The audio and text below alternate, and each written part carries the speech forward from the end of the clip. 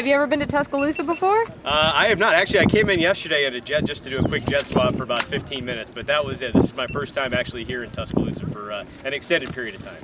How are you guys feeling about coming to the area? We're so excited to be here. Back in 2012, our lead solo, number 5, he was here on the team. The members from last year's team, they couldn't say enough good things about the experience in 2012, and that gets us fired up. You know, our mission is about showcasing naval aviation to the people all around the country, and for us to go to a place that welcomes us like the city of Tuscaloosa, we're so excited to be here this weekend. Tell us a little bit about what it takes to be a Blue Angel. Well, you know, what it takes to be a Blue Angel is nothing different than what it takes to serve in the military. So we're simply, you know, fighter pilots, maintainers that flew gray aircraft off of aircraft carriers that maintained, you know, those aircraft off of aircraft carriers for 2, 3, 4 years, sometimes 15 years before we had this opportunity to come in a blue suit and tell that story to the people of America for 2 to 3 years' time. So we're no different than any of them. We're just some of the lucky individuals that got selected to be on the team. So we're simply regular service members, military men and women that get to do this job for 2 or 3 years and travel around the country and share our exciting stories.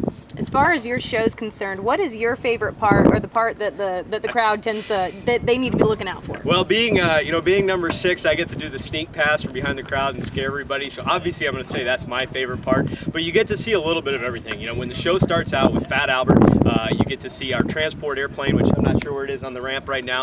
I think it's back there behind the camera. So you get to see our Fat Albert C-130 transport plane that's been manned by an all-marine crew since 1970, and they're going to showcase how capable and how nimble that large airplane is. So they're going to take about 10 minutes. Then you're going to see the walk down, the jet demonstration, the ground portion. Let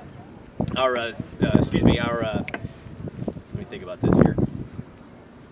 Our maintainers are going to go ahead and get the jets ready. They're going to have very precision facing movements. They're going to showcase what it is, the trust that we take and place in them, okay? So when we shake our crew chief's hand, we're the only unit in the military that doesn't do an aircraft walk around, and that's because I trust my crew chief to make sure that jet is ready to go flying, okay?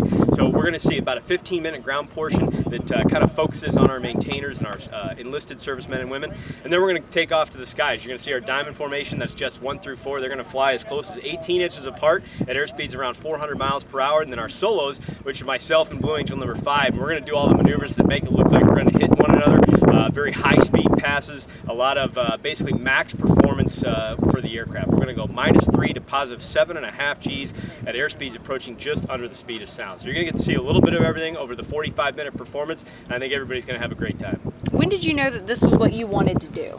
You know, I've always been interested in aviation. I kind of followed in my brother's footsteps. He did commercial aviation, but the military was new for me. So my family grew up, my grandparents were both farmers. My dad worked at State Farm for 35 years, and it was just kind of one of those bugs that I got. I wasn't, I'm not the cliche, you know, I watched Top Gun and that was it. It was just kind of one of those things where I'm like, I'll give this a shot and try it out. So I think that's what's important, is to show people that you don't have to have a family heritage to get into the military. I don't know any congressmen or senators that, you know, spoke on my behalf. I kind of did the normal guy approach from a you know, person that went through Southern Illinois University at Carbondale in the Midwest, went through OCS. So anybody can join the military. Anybody can serve their country. You don't have to do it in the military. There's teachers, there's firemen, there's police officers. Everybody has a way of serving their country and their community. I think that's what's important, is that everybody really gives back to their community, and you know, we can all serve one another. You know, we can go at night and help mom out with the dishes, and that's serving the family. So everybody has a little bit of service that's important to them, and I think that's what's important. It's a personal aspect of it,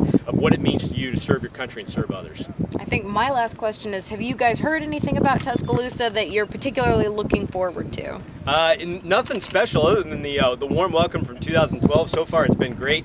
This year, you know, like I said yesterday, I got here for about 15 minutes just to swap jets out. But the welcome that we've seen now, you know, we got to fly over University of Alabama Stadium and wave hi to some folks down there. Well, I wasn't waving, but maybe some of the other guys were. But you know, I think just the warm welcome that we received from the community, especially you know, this area in Alabama, it's so great. We couldn't be more excited to be here through Sunday.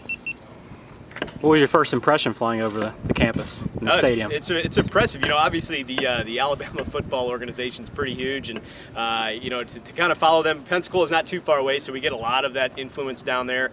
So it's kind of neat to kind of see the national stage, but now we're up here close and personal, and getting to check it out. So hopefully get some time off over the next couple days to go check out the campus. Is there anything you're going to try to see during your free time here? Besides the stadium, I think that's about it, and then just go out and meet some of the locals and see what the city has to offer.